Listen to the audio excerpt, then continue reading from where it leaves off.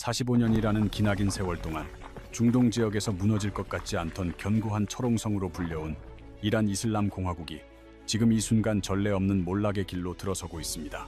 2015년 당시 1달러당 3만 리알 수준으로 거래되던 환율은 2026년 1월 현재 무려 142만 리알을 돌파하며 국가 화폐의 가치가 사실상 종이 조각으로 전락했음을 여실히 증명하고 있습니다. 이제 이란의 서민들은 한 달 내내 피땀 흘려 이란 월급을 전부 쏟아부어도 가족을 위한 빵 한 봉지조차 사기 힘든 처절하고 고통스러운 생존의 위기에 직면해 있습니다.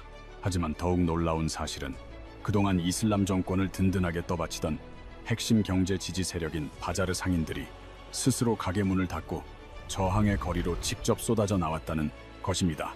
이것은 단순히 물가 상승에 항의하는 일반적인 시위를 넘어 정권의 경제적 통제권에 정면으로 도전하는 일종의 거대한 경제적 쿠데타라고 전문가들은 입을 모아 분석하고 있습니다.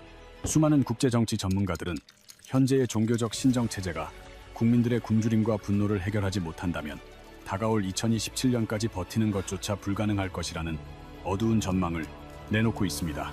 2025년 12월 28일 테헤란의 상징이자 경제적 심장부인 그랜드 바자르에서 수백 년의 역사를 가진 거대 상업지구의 상인들이 일제히 셔터를 내리며 정권에 대한 거부를 선언했습니다. 그들은 단순히 휴업을 선언한 것이 아니라 화염병과 최루탄 연기가 가득한 거리로 뛰쳐나와 강력한 녹색 레이저로 진압 경찰의 시야를 가리며 정권의 폭력에 결연히 맞서 싸웠습니다. 45년 동안 난공불락의 요새처럼 여겨졌던 이슬람 공화국의 수도 테헤란의 방어선이 분노한 시민들의 거대한 인파와 강력한 저항에 밀려 처참하게 뚫려버리는 역사적인 장면이 연출되었습니다. 이번 시위의 불길은 테헤란에서 멈추지 않고 이스파한과 시라즈, 그리고 종교적 성지인 마슈하드 같은 주요 거점 도시들로 번지며 이란 전체 31개 주 중 20개 이상을 휩쓸었습니다. 지난 2022년 히잡을 제대로 쓰지 않았다는 이유로 구금되었다가 사망한 마흐사 아미니 사건으로 시작된 전국적인 시위의 기억은 여전히 국민들의 가슴속에 뜨거운 불씨로 남아 있습니다. 하지만 2025년 말의 대규모 시위는 당시보다 규모가 훨씬 더 거대할 뿐만 아니라 시위의 근본적인 성격 자체가 완전히 다르다는 점에서 정권에 더욱 치명적인 위협이 되고 있습니다. 과거의 시위가 여성의 인권과 개인의 자유를 갈망하는 외침이었다면 이번 저항의 핵심은 오로지 생존과 직결된 빵값과 무너진 경제에 대한 국민적 분노가 폭발한 결과입니다. 시위대 사이에서는 이제 마지막 전투가 시작되었다는 비장한 구호와 함께 과거 팔라비 왕조의 귀환을 요구하는 목소리가 거리 곳곳에서 터져나오며 이슬람 신정체제를 압박하고 있습니다. 최고 지도자인 하메네이에게 죽음을 요구하는 강력한 구호는 46년 전 혁명을 통해 왕정을 축출했던 국민들이 이제는 현재의 정권에 얼마나 깊은 환멸을 느끼는지 적나라하게 보여줍니다. 한때 이란의 국가적 영웅으로 추앙받던 솔레이마니 장군의 동상이 시위대에 의해 처참하게 끌어내려지는 모습은 이번 사태가 단순한 불만을 넘어 체제 자체를 거부하고 있음을 상징합니다. 1979년 이슬람 혁명 당시 막대한 자금력과 탄탄한 네트워크로 호메이니를 지지했던 바자르 상인들이 이제는 자신들이 세운 정권에 완전히 등을 돌려버린 역설적인 상황이 전개되고 있습니다.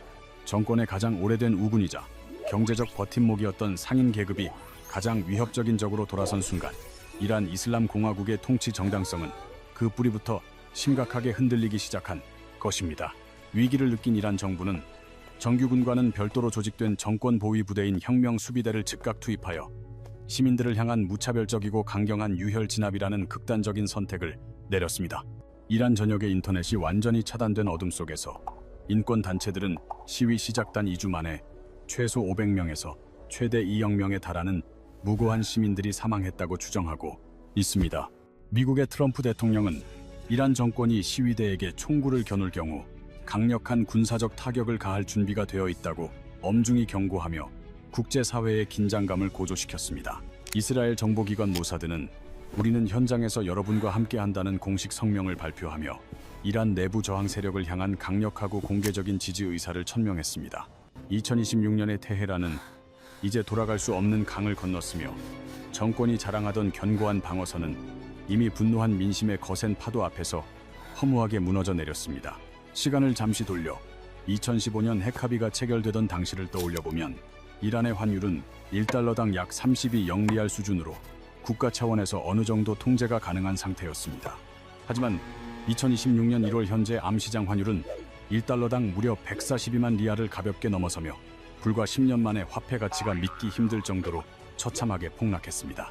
이란 정부가 대외적으로 공표하는 공식 환율은 여전히 0 리알 수준에 머물러 있지만 이는 실제 시장에서는 누구도 믿지 않는 허구의 숫자에 불과합니다. 실제 거래가 이루어지는 암시장과의 극심한 괴리는 이란 경제가 얼마나 비정상적으로 작동하고 있는지, 그리고 국민의 정권 신뢰도가 얼마나 바닥인지 보여주는 명확한 지표입니다. 불과 10년 사이 화폐 가치가 44분의 1로 쪼그라들었다는 것은 평범한 중산층 국민들이 평생 모은 모든 자산이 사실상 종이 조각처럼 공중으로 증발했음을 의미합니다. 이란은 밀과 쌀 같은 주식은 물론 필수 의약품과 산업 부품의 상당 부분을 수입에 의존하기에 리알화의 몰락은 곧 전 국민의 굶주림으로 연결됩니다. 모든 수입 결제가 달러로 이루어지는 구조 속에서 리알화가 가치를 잃자 2025년 말 이란의 식료품 물가는 전년 대비 72%라는 경이로운 폭등을 기록했습니다. 의료비와 의약품 가격 또한 1년 만에 50%나 치솟으면서 병든 국민들이 약을 구하지 못해 치료를 포기해야 하는 생사의 기로에 서게 되는 비극이 반복됩니다. 이를 한국의 경제 상황에 대입해 본다면 3만 원에 살 수 있었던 쌀 한 포대가 순식간에 5만 원을 훌쩍 넘겨버린 것과 같은 극심한 체감 고통입니다. 시장의 상인들은 시시각각 떨어지는 리알화의 가치를 방어하기 위해 아침에 적어두었던 가격표를 저녁이 되기도 전에 몇 번씩 고쳐 써야 하는 기괴한 일상을 보냅니다. 이제 손님들은 지갑 대신 커다란 쇼핑백에 지폐 뭉치를 가득 채워와야만 겨우 빵 몇 봉지를 살 수 있을 정도로 화폐의 신뢰는 완전히 붕괴되었습니다. 국가가 발행한 지폐가 더 이상 돈이 아닌 단순한 종이 쪼가리로 전락한 이 장면은 현재 이란 경제가 처한 절망의 깊이를 가장 적나라하게 보여주는 상징입니다. 이 모든 비극적인 연쇄 반응의 시작점은 2018년 트럼프 행정부가 핵 합의를 일방적으로 파기하고 초강력 경제 제재를 다시 부과하면서부터 본격적으로 톱니바퀴가 어긋났습니다. 이란의 유일한 생명줄인 원유 수출이 전면 차단되자 국가를 지탱하던 달러 유입이 완전히 끊겼고, 이는 곧 리알 가치의 수직 낙하라는 재앙의 도화선이 되었습니다. 석유를 팔아 외화를 벌 수 없게 된 이란 정부는 부족한 국가 예산을 충당하기 위해 아무런 대책 없이 무분별하게 지폐를 찍어내는 최악의 선택을 하고 말았습니다. 공무원 월급과 군인 급여를 주기 위해 시장에 풀린 엄청난 양의 지폐는 오히려 화폐 가치를 더욱 떨어뜨렸고, 결국 인플레이션이라는 거대한 불길에 기름을 부었습니다. 현재 이란의 공식 인플레이션율은 50%를 상회하고 있으며 실질적인 시장 체감 물가는 정부의 통계 수치를 비웃을 정도로 가파르게 폭주하고 있는 것이 현실입니다. 이란 중앙은행 총재 모하마드 레자 파르지는 결국 통제 불능의 경제 상황에 대한 책임을 지고 자리에서 사임하는 길을 선택했습니다. 하지만 새로운 총재가 온다 해도 제재라는 근본적인 구조가 바뀌지 않는 한 현재의 비극적인 흐름을 바꾸기는 역부족이라는 평가가 지배적입니다. 국제사회의 강력한 제재가 풀리지 않는 한 이란은 자신들의 주력 상품인 석유를 국제시장에 제대로 팔 수 없는 처지입니다. 석유를 팔아 달러를 벌어들이지 못하니 리알화의 가치는 날개 없는 추락을 거듭하고 있으며, 이는 곧 국가 부도의 위기로 이어집니다. 외화가 바닥난 이란 정부가 찾아낸 궁여지책은 결국 국민들의 마른 수건을 쥐어짜 세금을 더 걷어들이는 비정한 방식이었습니다. 2025년에서 2026년으로 넘어가는 정부 예산안을 보면 무려 62%라는 기록적인 수준으로 세금을 대폭 인상하는 내용이 담겨 있습니다. 물가가 이미 50%나 폭등한 최악의 상황에서 세금마저 62% 올린다는 것은 장사꾼들에게는 파산을, 서민들에게는 굶주림을 강요하는 처사입니다. 여기서 멈추지 않고 정부는 그동안 이란 경제의 마지막 보루였던 휘발유 보조금을 완전히 폐지하여 재정 적자를 메우려는 계획을 추진했습니다. 산유국인 이란은 그동안 정부 보조금을 통해 휘발유 가격을 리터당 수백 원 수준의 매우 낮은 가격으로 유지해온 전통이 있었습니다. 만약 이 보조금이 사라진다면 기름값은 하룻밤 사이에 몇 배로 뛸 것이며, 이는 물류비 상승과 함께 전방위적인 물가 폭등을 야기할 것입니다. 이미 2019년에도 휘발유 가격 인상으로 인해 전국적인 유혈 시위가 터졌고 수백 명이 사망했던 참혹한 기억이 정권을 압박하고 있습니다. 과거의 비극을 알고 있음에도 불구하고 다시 이런 위험한 카드를 꺼내든 것은 현재 이란의 국고가 완전히 비어있음을 의미합니다. 시위가 걷잡을 수 없이 커지자 정부는 8억만 국민 모두에게 매달 100만 토만을 지급하겠다는 급조된 유화책을 발표하며 민심 달래기에 나섰습니다. 하지만 이 금액은 한국 돈으로 환산하면 고작 1만 원 정도로 시장에서 빵 몇 개를 사면 흔적도 없이 사라질 만큼 미미한 액수입니다.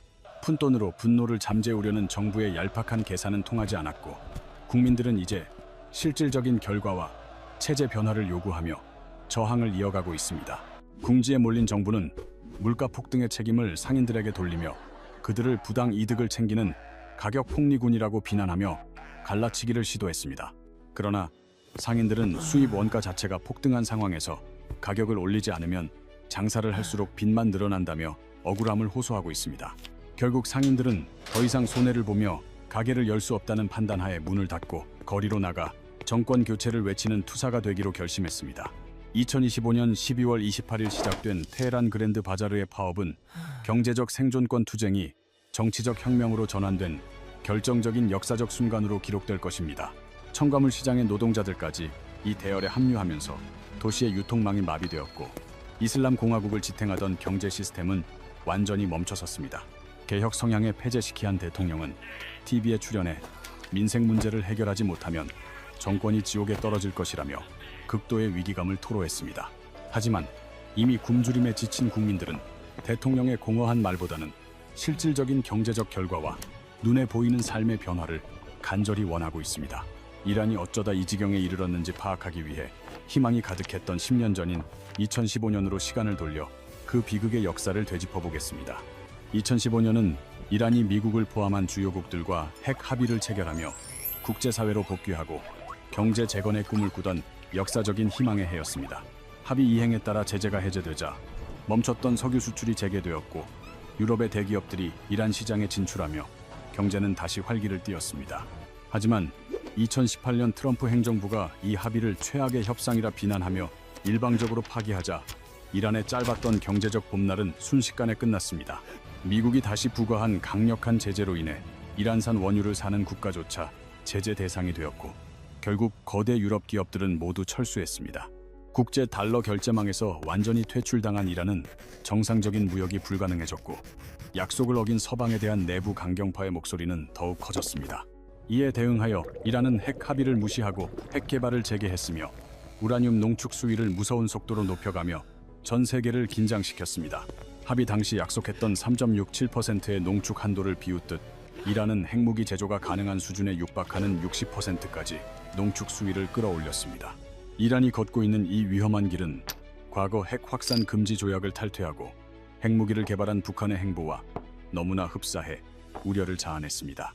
다시 출범한 트럼프 정부는 백악관을 통해 이란에게 핵 프로그램을 즉각 포기하라는 최후 통첩과 함께 단 60일의 촉박한 시한을 주었습니다. 그러나 이란은 농축 포기 불가 방침을 고수하며 협상을 거부했고 국제 원자력 기구인 IAEA는 이란의 핵 비확산 의무 위반을 공식 선언했습니다. 20년 만에 처음으로 나온 IAEA의 공식 위반 선언으로 협상 테이블은 산산조각 났으며 국제사회의 인내심은 비로소 한계에 도달했습니다. 시한이 끝난 바로 다음 날인 2025년 6월 13일 새벽, 이스라엘은 우는 사자라는 작전명 아래 이란 본토에 대한 대규모 공습을 전격 감행했습니다. 레이더에 잡히지 않는 최첨단 F-35 스텔스기와 장거리 드론들이 테헤란과 나탄즈의 핵시설 등 이란 내 100개 이상의 전략 표적을 타격했습니다. 1980년대 이라크와의 전쟁 이후 이란 본토가 받은 가장 강력한 군사적 공격이었으며 이로 인해 이란의 주요 군사시설은 초토화되었습니다. 이 참혹한 공습 과정에서 혁명 수비대 총사령관 호세인 살라미와 이란군 참모총장 모하마드 바게리 등 정권의 핵심 지도자들이 사망했습니다. 또한 이란의 핵 개발을 주도하던 핵심 과학자 10명 이상이 목숨을 잃었으며 작전 중 수많은 민간인 사상자가 발생하는 비극을 낳았습니다. 나탄즈 핵시설의 농축 설비가 파괴되고 시설 입구가 봉쇄되자 분노한 이란은 즉각 이스라엘을 향해 150발 이상의 탄도미사일을 발사했습니다. 텔아비브와 예루살렘 하늘을 뒤덮은 거대한 화염 속에서 이스라엘 측에서도 280명 이상의 사상자가 발생하며 양국은 처절한 미사일 공방을 이어갔습니다. 전면전의 공포가 극에 달하던 6월 22일, 결국 미국이 직접 개입하며 B-2 스텔스 폭격기와 토마호크 미사일로 이란의 핵심 핵시설 3곳을 추가 타격했습니다. 트럼프 대통령은 작전 직후 해당 시설들이 완전히 파괴되었다고 발표했으며 위성사진은 시설 입구가 흙더미로 막혀버린 참혹한 광경을 여과 없이 보여주었습니다. 이어진 전쟁은 이미 제재로 허약해진 이란의 기초 체력을 완전히 고갈시켰으며 특히 정유시설과 전력망 등 국가기관 시설에 회복하기 힘든 손상을 입혔습니다. 기반 시설 파괴의 여파로 그해 겨울이란 전역에서 난방 연료 부족 사태가 벌어졌고 국민들은 추위와 배고픔이라는 이중고를 견뎌야 하는 극한의 상황에 내몰렸습니다. 설상가상으로 이란이 막대한 자금을 쏟아부어 지원해온 레바논의 헤즈볼라와 가자 지구의 하마스 등 이른바 시아파 벨트 세력들이 한꺼번에 무너져 내렸습니다. 중동의 맹주를 자처하며 영향력을 과시하던 이란의 국제적 위상은 뿌리부터 흔들렸고 전쟁으로 망가진 내부 인프라를 복구하기 위해 필요한 자금줄마저 막혀버렸습니다. 하메네이는 전쟁 중에도 핵무기만이 정권의 유일한 생존 수단이라 주장했으나 굶주린 국민들은 핵무기가 결코 밥을 주지 않는다는 냉혹한 현실을 이미 깨달았습니다. 전쟁은 휴전에 접어들었지만 이란 정권 앞에는 더 치명적인 경제적 단두대인 스냅백 제재 복원이라는 국제사회의 최후 심판이 기다리고 있었습니다. 2025년 8월 28일 영국과 프랑스, 독일은 이란의 핵 합의 위반을 근거로 유엔 안보리의 제재 자동 복원을 의미하는 스냅백 발동을 공식 통보했습니다.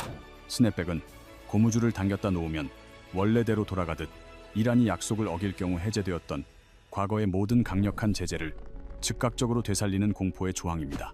제재 복원을 막기 위해 30일의 유예 기간이 주어졌고 당시 안보리 의장국이었던 한국이 제재 해제를 유지하기 위한 결의안을 제출하며 마지막 중재를 시도했습니다. 하지만 찬성은 중국과 러시아를 포함한 단 4표에 그쳤고 국제사회의 냉담한 반응 속에 결의안은 부결되어 이란의 고립은 피할 수 없는 운명이 되었습니다. 결국 2025년 9월 28일 10년 만에 유엔의 대이란 제재가 전면적으로 복원되면서 이란의 군사, 경제, 금융 시스템은 다시 거대한 족쇄에 묶이게 되었습니다. 이번 제재는 무기금수와 미사일 개발 제한은 물론 우라늄 농축 금지와 해외 자산 동결 등 정권의 손발을 완전히 묶어버리는 가장 강력한 내용을 담았습니다. 실무적으로 이 조치는 이란이 국제금융결제망에서 완전히 퇴출되었음을 의미하며 이제는 원유를 사겠다는 나라가 나타나도 대금을 받을 방법조차 사라진 셈입니다. 모든 경제적 통로가 막혀버린 절망적인 상황 속에서 미국은 스냅백 시점에 맞춰 이란과 거래하는 제3국의 기업들까지 제재 대상에 포함하며 압박의 강도를 높였습니다. 이란과 거래하는 순간 미국의 강력한 보복 제재를 감수해야 하기에 이제 전 세계 어떤 대기업도 이란 시장에 발을 들이려 하지 않는 철저한 고립이 시작되었습니다. 이란 외무장관은 부당함을 호소하며 핵 확산 금지, 조약 탈퇴까지 언급했으나 국제사회를 향한 이러한 공허한 협박은 더 이상 아무런 힘을 발휘하지 못했습니다. 정권은 성난 민심을 잠재우기 위해 혁명 수비대를 동원한 강경 진압과 인터넷 차단이라는 공포 정치를 강화했으나 국민들의 분노는 이미 임계점을 넘어섰습니다. 이란 정권은 성난 민심을 잠재우기 위해 외국인 용병 800명까지 투입하여 자국 시민들을 무력으로 짓밟는 극단적이고 비인도적인 선택을 내렸습니다. 하지만 중앙은행 총재 교체와 같은 얄팍한 인사 조치와 대통령의 유화적인 제스처는 이미 분노가 폭발한 국민들에게 아무런 울림을 주지 못하고 있습니다. 국민들이 정권의 진정으로 원하는 것은 공허한 대화가 아니라 당장 먹고 살 수 있는 빵값의 안정과 폭주하는 환율의 정상화라는 실질적인 결과입니다. 현재 정권은 국제 제재를 풀 힘도 석유를 팔 길도 없으며 돈을 찍어낼수록 인플레이션만 가속되는 최악의 외통수에 완전히 걸려버린 상태입니다. 세금을 올리면 상인이, 보조금을 폐지하면 서민이 들고 일어나는 이 진퇴양난의 상황은 하메네이 정권이 더 이상 쓸 수 있는 카드가 없음을 보여줍니다. 심지어 군 내부에서도 시위대를 향한 발포 명령을 거부하는 군인들이 체포되는 등 정권의 결속력이 뿌리부터 흔들리는 이상 징후가 곳곳에서 감지되고 있습니다. 1979년 혁명 당시 군부가 중립을 선언하며 왕정을 외면했던 역사가 반복된다면 군의 이탈은 이슬람 공화국 종말을 알리는 결정적인 신호탄이 될 것입니다. 현재 86세인 최고 지도자 하메네이의 건강 이상설과 불투명한 후계 구도는 이 신정체제를 지탱하던 마지막 구심력을 급격히 약화시키고 있습니다. 무너져가는 경제 속에서 정권의 보루인 혁명 수비대조차 제대로 된 급여를 받지 못하게 된다면 그들의 충성심은 순식간에 분노로 변할 수 있습니다.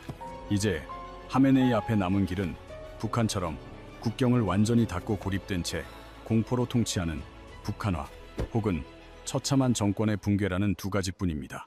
하지만 이미 인터넷을 통해 외국 문화를 경험한 이란의 젊은 세대와 상인들이 북한식의 철저한 폐쇄와 고립 사회를 받아들일 가능성은 매우 희박합니다. 1989년 루마니아의 독재자 차우셰스쿠가 군중의 야유를 받고 군에 의해 처형되었던 비극적인 최후는 오늘날 테헤란의 거리에서 재현될 가능성이 높습니다. 수많은 전문가들은 현재의 이슬람 공화국 체제가 2027년을 맞이할 확률이 매우 낮다고 분석하며 조만간 이란의 거대한 역사의 변곡점이 닥칠 것이라 예고합니다. 망명 중인 팔라비 황태자는 범국민적 저항을 호소했고 이에 응답한 인파가 종교적 성지인 큼에서조차 시위를 벌이며 체제 변화를 강력히 촉구하고 있습니다. 신의 대리인을 자처하며 45년간 군림해온 이란의 신정체제는 결국 빵값이라는 가장 원초적이고 세속적인 문제를 해결하지 못해 스스로 파멸을 불렀습니다. 핵무기와 미사일은 가졌으나 국민을 먹일 밀가루가 없는 나라. 지도자는 신을 외치지만 정작 국민은 신에게 버림받았다고 느끼는 것이 현재 이란의 비극입니다. 이란의 몰락과 중동 정세의 극심한 불안은 단순히 남의 나라 이야기가 아니며 에너지 수입 의존도가 높은 한국 경제와 육아에도 직격탄을 날릴 수 있습니다. 호르무즈 해협이 봉쇄되고 원유 수급망이 요동칠 때 우리 삶에 닥칠 경제적 파장을 고려한다면 이란의 위기를 결코 가볍게 보아서는 안 될 것입니다. 하메네이 정권은 과연 북한처럼 처절하게 버텨낼 수 있을까요? 아니면 역사의 심판대에 올라 비참한 종말을 맞이하게 될까요? 여러분의 고견을 댓글로 남겨주세요. 급변하는 국제 정세 속에서 한국 경제에 미칠 영향을 가장 빠르고 깊이 있게 분석해드리는 저희 채널을 계속 시청하시려면 구독과 좋아요를 부탁드립니다.